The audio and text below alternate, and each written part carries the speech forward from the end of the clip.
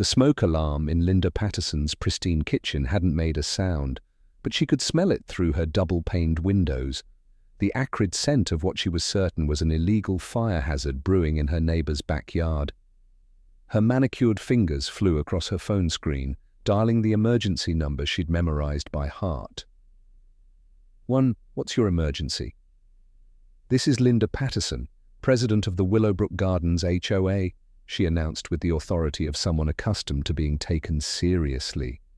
I need to report a dangerous fire situation at 1247 Maple Street. My neighbor is conducting some kind of barbecue operation that's clearly violating multiple fire codes.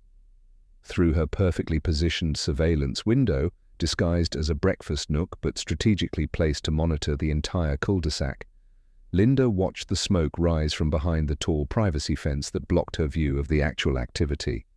But smoke meant fire, and fire in her neighborhood meant immediate action was required. "Ma'am, can you see actual flames, or just smoke?" the dispatcher asked patiently. "Does it matter?"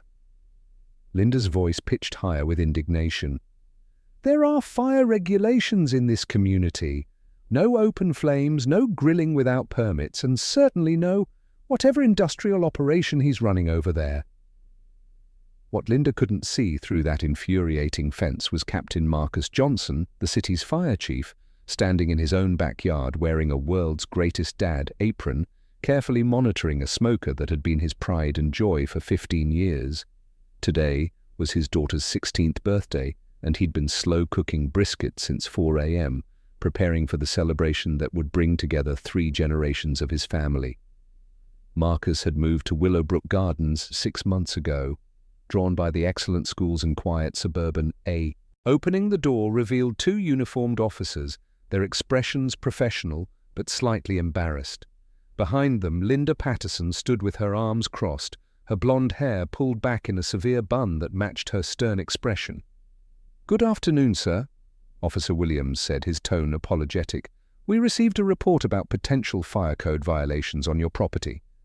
Mind if we take a look?" Marcus nodded calmly, stepping aside to let them enter. He'd dealt with nervous residents before, though usually in his professional capacity when he was wearing his fire chief's uniform instead of a barbecue apron. "Of course, officers, though I should mention that everything I'm doing back there has been properly inspected and approved." Linda's eyes narrowed as she studied Marcus's calm demeanor. This wasn't the reaction she'd expected. Most people became flustered when confronted by law enforcement, especially when caught violating community standards. But this man seemed almost amused. "Inspected by who?" she demanded, pushing past the officers. "I'm the HOA president, and no permits have been filed through our office." Marcus's smile was patient but firm. "Ma'am, fire safety falls under city jurisdiction, not HOA authority. My equipment meets all municipal codes and has been personally inspected by the appropriate officials." As they moved toward the backyard, Linda's confidence began to waver. The setup she discovered was far from the ramshackle fire hazard she'd imagined. The professional-grade smoker sat on a concrete pad, surrounded by proper clearances and safety equipment. A fire extinguisher hung within easy reach. The smoking process was controlled, measured, and clearly the work of someone who understood fire safety better than most. But Linda Patterson hadn't become HOA president by backing down from confrontations. If anything, the professional. Officer Williams cleared his throat, clearly struggling to maintain his professional composure. "Mrs. Patterson, before we proceed, perhaps we should—" "No!" Linda cut him off, her voice rising to a pitch that sent nearby birds fleeing from her perfectly manicured fruit trees. "I've had enough of this. Ever since this man moved into our community, there have been disturbances. Loud music, people coming and going at all hours, and now this fire hazard." Marcus raised an eyebrow, his calm demeanor never wavering. "Loud music, Mrs. Patterson, the only music I play is during my daughter's study sessions, and it's never past 9 p.m. As for people coming and going, those are my colleagues from work stopping by occasionally." "Exactly!" Linda pointed an accusatory finger at him. "Work colleagues. You're running a business from this residence. I've seen the official vehicles in your driveway. Officer Martinez, the younger of the two policemen, bit his lip to suppress a grin. The official vehicles Linda was referring to were fire department cars, vehicles that belonged in Marcus's driveway more than anyone else's in the entire city. The real irony was that Marcus had been bending over backward to be a good neighbor since moving in. When the elderly Mr. Chen next door had fallen from a ladder while cleaning gutters, Marcus had been the first to respond, using his emergency medical training to stabilize the man until paramedics arrived. When the Hendersons' house had experienced a small kitchen fire, Marcus had contained the blaze and prevented thousands of dollars in damage before the fire department even arrived. But Linda Patterson had been too busy watching through her surveillance window, looking for violations and infractions, to notice any of the good her neighbor had been quietly doing. "Mrs. Patterson," Marcus said carefully, his voice carrying the patience of someone. Mother's sharp intelligence.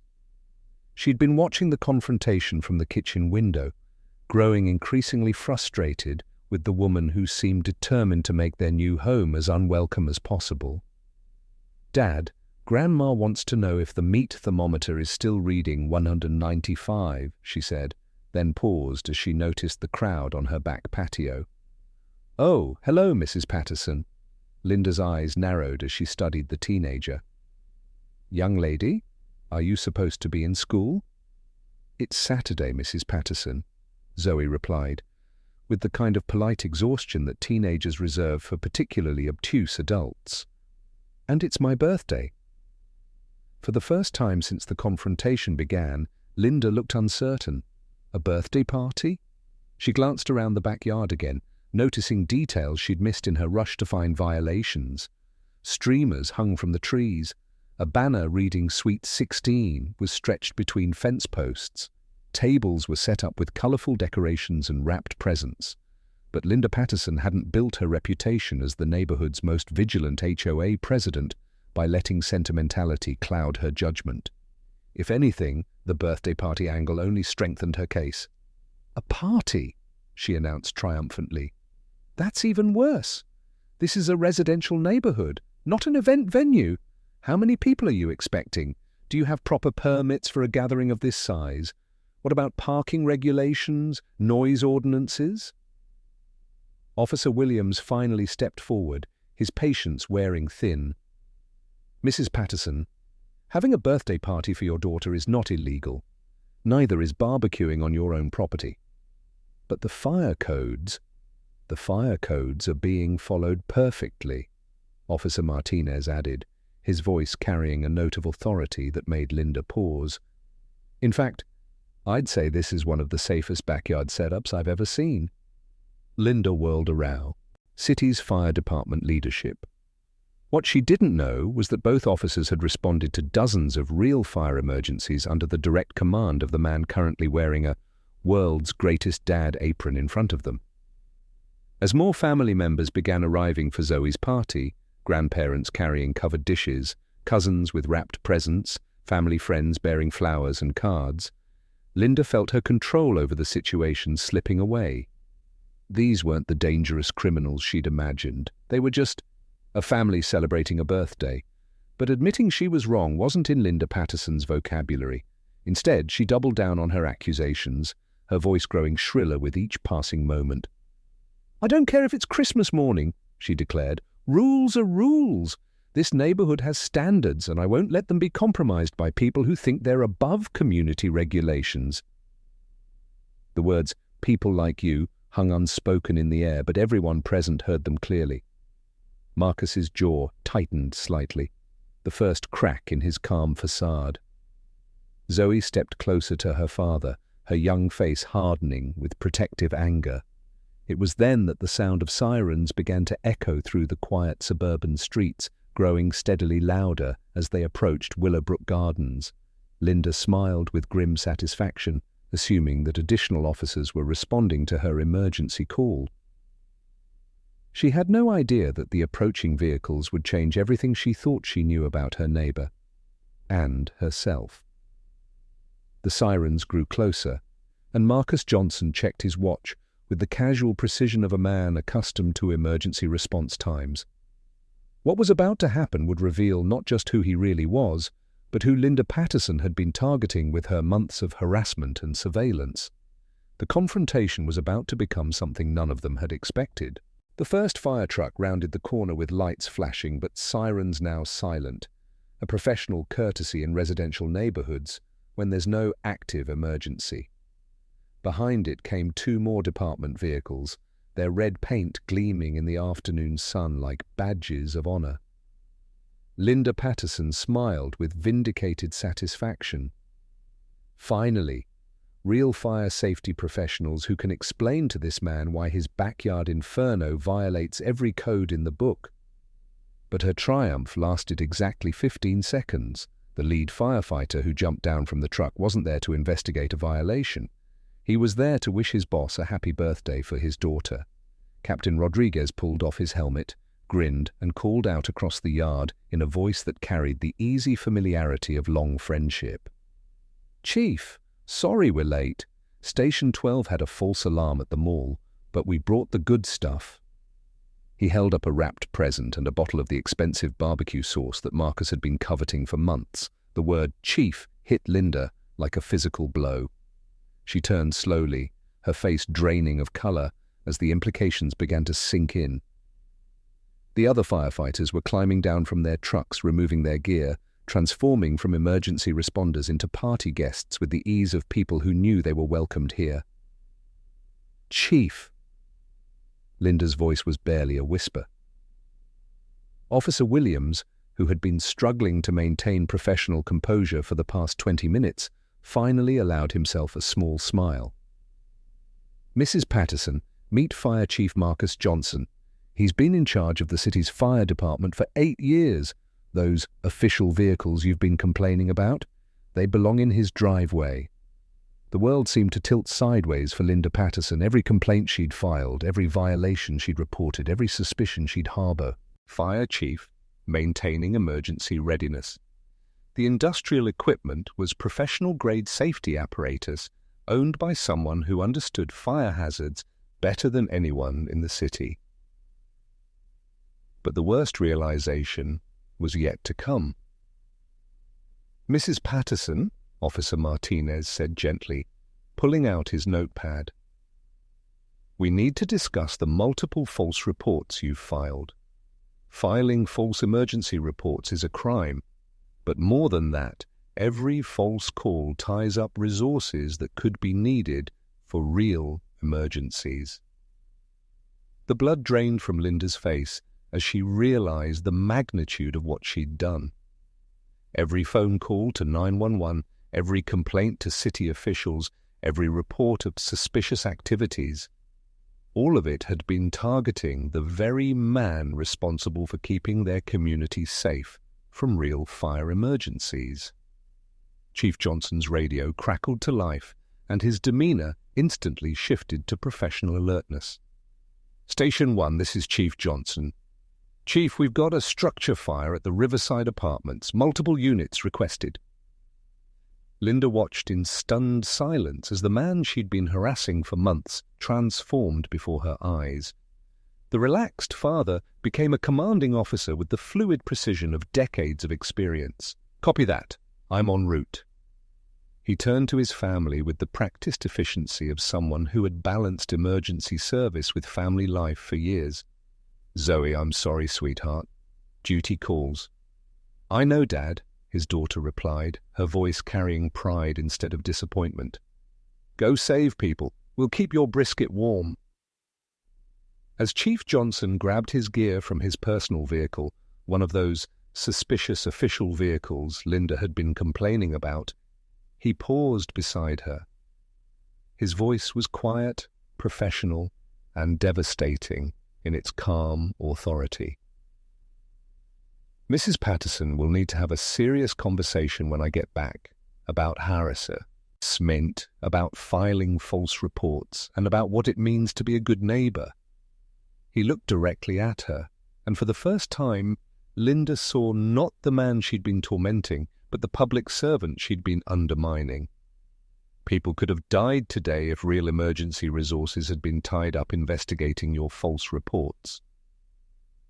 The fire trucks roared to life, racing away to a genuine emergency while Linda Patterson stood in the backyard of the man she'd been systematically harassing for months. The irony was crushing.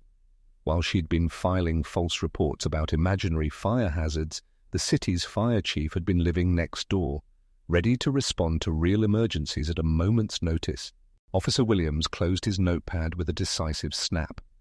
"Mrs. Patterson, you'll need to come with us. Filing false emergency reports is a Class A misdemeanor, punishable by up to 1 year in jail and a $4,000 fine. And, given the pattern of harassment documented in your multiple calls..." Linda's perfectly ordered world was collapsing around her, and the man she'd tried to drive from the neighborhood was racing away to save lives, just as he did every day in his job as fire chief. The confrontation had taken a turn that no one could have predicted, and Linda Patterson was about to learn that actions have consequences, especially when those actions target the wrong person. 24 hours later, Linda Patterson sat in her living room, staring at the local news broadcast, watching her own mugshot appear on screen beside the headline, "HOA President Arrested for Harassing Fire Chief." The anchor's voice was professionally neutral, but Linda could hear the implied judgment in every carefully chosen word. Linda Patterson, president of the Willowbrook Gardens Homeowners Association, was arrested yesterday for filing multiple false emergency reports against her neighbor, who turned out to be Fire Chief Marcus Johnson. The charges include harassment, filing false reports, and interfering with emergency services. The story had gone viral overnight. Social media was buzzing with hashtags like #HOKaren and #Fire Chief Justice. But the real damage wasn't the public humiliation. It was the phone call Linda had received that morning from the mayor's office. "Mrs. Patterson, this is Mayor Williams. I'm calling to inform you that the City Council will be reviewing the Willowbrook Gardens HOA's charter. When an HOA president systematically harasses a city department head, it raises questions about the organization's fitness to govern community affairs." The implications were Stag's jeering. Linda had built her identity around her position as HOA president, the authority it gave her, the control it provided over her perfectly ordered world. Now that world was crumbling because she'd targeted the wrong man with her campaign of petty tyranny. Meanwhile, Chief Johnson had returned from the apartment fire at 3 a.m. to find his daughter's birthday party still going strong. His firefighter family had kept the celebration alive, sharing stories and laughter that echoed through the neighborhood well into the night. The contrast couldn't have been starker. While Linda sat alone with her legal troubles and public humiliation, Marcus was surrounded by a community of people who respected and loved him. The knock on Linda's door came at exactly 10 a.m. She opened it to find Chief Johnson standing on her doorstep, now wearing his dress uniform instead of a barbecue apron. The transformation was complete. This wasn't her neighbor anymore. This was a city official conducting official business. "Mrs. Patterson, we need to talk." Linda's hands trembled as she led him into her living room, the same room where she'd spent months plotting ways to drive him from the neighborhood. The irony wasn't lost on either of them. "Chief Johnson, she began, but he held up a hand to stop her. "Mrs. Patterson, in my 26 years of fire service, I've never encountered a situation quite like this. A citizen systematically harassing the very person responsible for their fire safety." His voice was calm, professional, but Linda could hear the steel underneath. "Do you understand what could have happened if there had been a real emergency in this neighborhood while officers were investigating your false reports?" Linda's voice was barely a whisper. "I didn't know who you were." "That's exactly the problem," Chief Johnson replied. "You didn't know who I was, but you assumed I was doing something wrong. You saw my skin color, you saw me living in your neighborhood, and you decided I didn't belong here." The accusation hung in the air, like smoke from a fire that couldn't be extinguished. Linda wanted to deny it, to claim that race had nothing to do with her actions, but the evidence was overwhelming. She'd never called 911 on the elderly white man 2 streets over who burned brush piles twice a week. She'd never reported the white college student who threw loud parties every weekend. She'd targeted Marcus Johnson from the moment he moved in, and they both knew why. "The city attorney wants to prosecute you to the full extent of the law," Chief Johnson continued, "filing false reports, harassment, interfering with emergency services. You're looking at jail time, Mrs. Patterson. Serious jail time." Linda's carefully constructed facade finally cracked completely. Tears streaming down her face. She collapsed into her designer chair. "I was trying to protect the neighborhood. I thought I was doing the right thing." Protecting the neighborhood from what? A decorated fire chief who saved hundreds of lives? A father throwing a birthday party for his daughter? A man who's spent his entire adult life in public service? Chief Johnson's voice rose slightly, the first crack in his professional composure. "What exactly were you protecting this neighborhood from, Mrs. Patterson?" The question hung in the air, unanswered, because they both knew the truth. Linda had been protecting her neighborhood from change, from diversity, from the discomfort of examining her own prejudices. She'd weaponized her position as HOA president to target a man whose only crime was living while black in a predominantly white suburb. But Chief Johnson wasn't finished. "However," he said, his tone shifting slightly, "I'm not interested in revenge. I'm interested in justice.